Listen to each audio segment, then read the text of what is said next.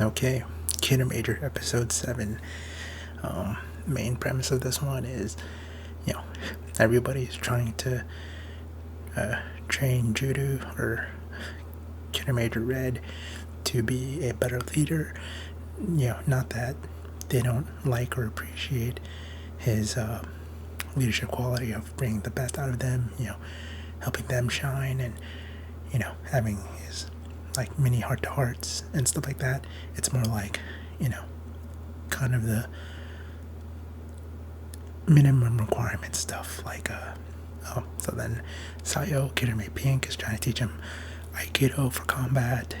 Shigeru is trying to teach him Kendo, swordsmanship, also for combat. Senna Green is trying to teach him, or maybe not teach, but trying to, increase his endurance.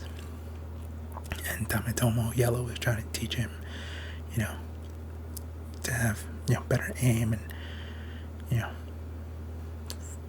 and how to use his blaster better, I guess.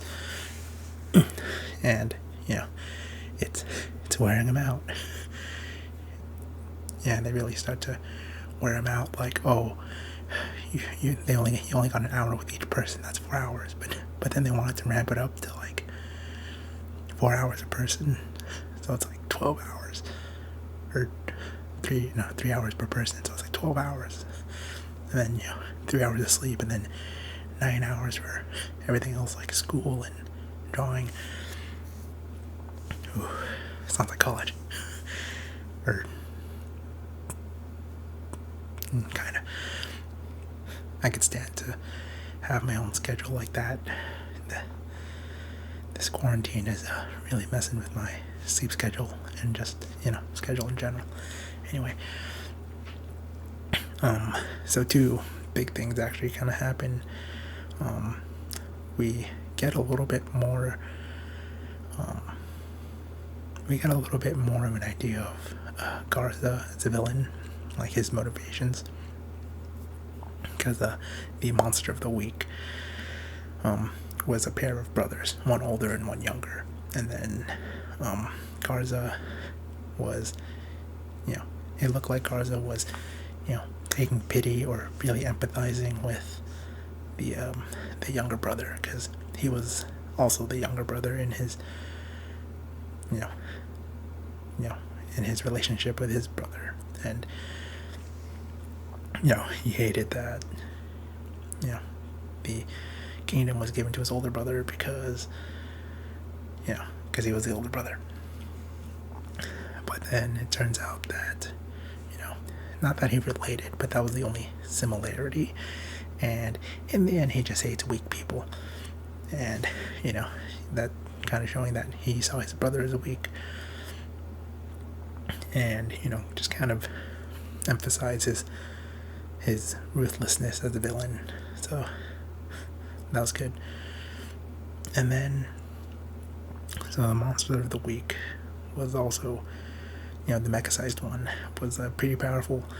It was pretty cool seeing the battle damage on the mech, because it's cracking on all the gem parts, and they really like to make use of the lights in this one, because it's also like taking place at night kind of, and they can kind of show the lights flashing, the system's failing. So that was a nice effect. But we get our first glimpse at the next mech, which looks to be based off of a Shinkansen or a bullet train. And we only see like a silhouette of it, and then the next episode is when they might pilot it or get it into their possession. Oh, that's weird.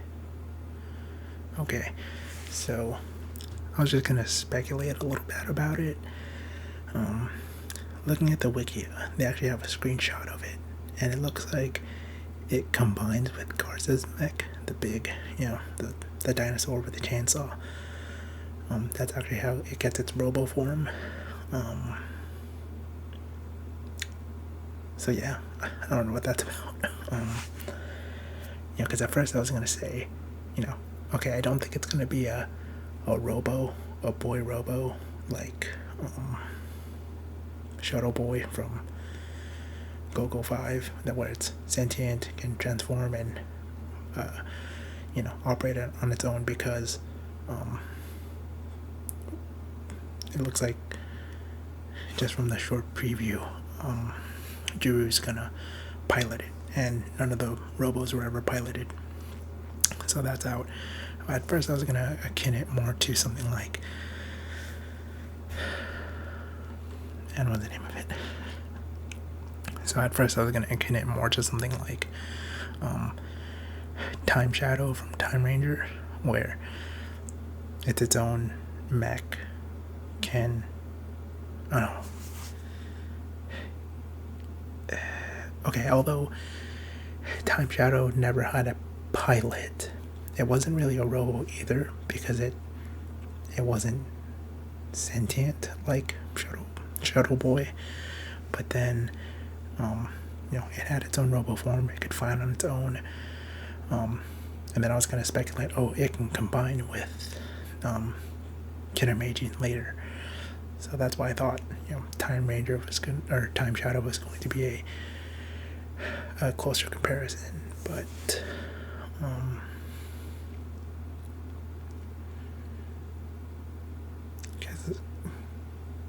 yeah, so I don't know. So I'm just trying to think.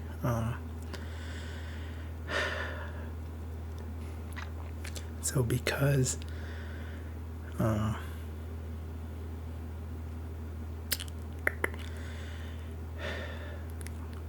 it can combine with Garza's mech, who is the villain, it's actually kind of reminding me of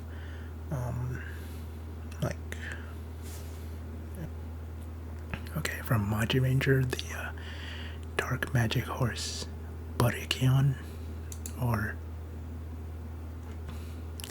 it kind of reminds me of that, because it can combine with the enemy mech.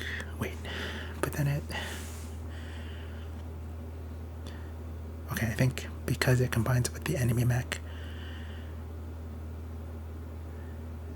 it would only work if it transformed with their mech too. So so I guess they're pulling elements from each of those things. Right now I can't really think of a standalone mech that can do that. Like, it combines with the enemy mech to become its own mech. I mean, there are instances where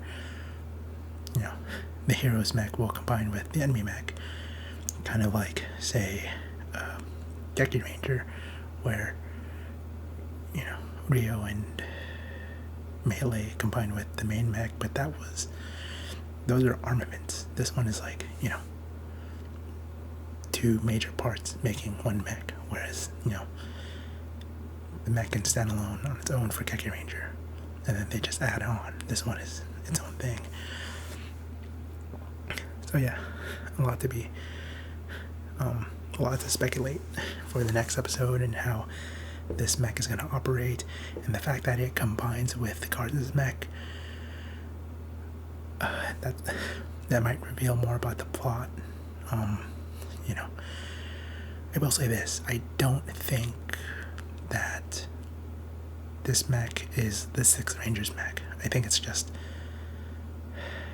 more than an armament mech like we got with the Chevello Corps, but it's not exactly a standalone mech,